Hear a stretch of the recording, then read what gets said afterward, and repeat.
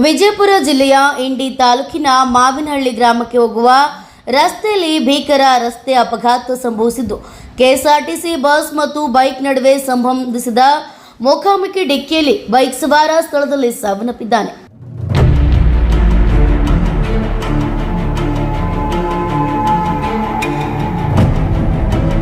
ಹೌದು, ವೇಗವಾಗಿ ಬರ್ತಿದ್ದ ಬಸ್ ಮತ್ತು ಎದುರಿಗೆ ಬರುತ್ತಿದ್ದ ಬೈಕ್ ನಡುವೆ ನಡೆದ ಈ ಡಿಕ್ಕಿ ಅತಿ ಭೀಕರವಾಗಿ ಸಂಭವಿಸಿದ್ದು, ಡಿಕ್ಕಿಯ ತೀವ್ರತೆಗೆ ಬೈಕ್ ಸವಾರನಿಗೆ ಗಂಭೀರ ಗಾಯಗಳಾಗಿ ಸ್ಥಳದಲ್ಲೇ ಪ್ರಾಣ ಕಳೆದುಕೊಂಡಿದ್ದಾರೆ. ಘಟನೆ ತಿಳಿದಿದ್ದಂತೆ ಸ್ಥಳೀಯರು ತಕ್ಷಣವೇ ಸ್ಥಳಕ್ಕೆ ಧಾವಿಸಿ ನೆರವು ನೀಡಲು ಪ್ರಯತ್ನಿಸಿದ್ದಾರೆ. ಬಳಿಕ ಪೊಲೀಸರು ಸ್ಥಳಕ್ಕೆ ಭೇಟಿ ನೀಡಿ ಪರಿಶೀಲನೆ ನಡೆಸಿದ್ದು ಪ್ರಕರಣ ದಾಖಲಿಸಿಕೊಂಡು ಮುಂದಿನ ಕ್ರಮ ಕೈಗೊಂಡಿದ್ದಾರೆ.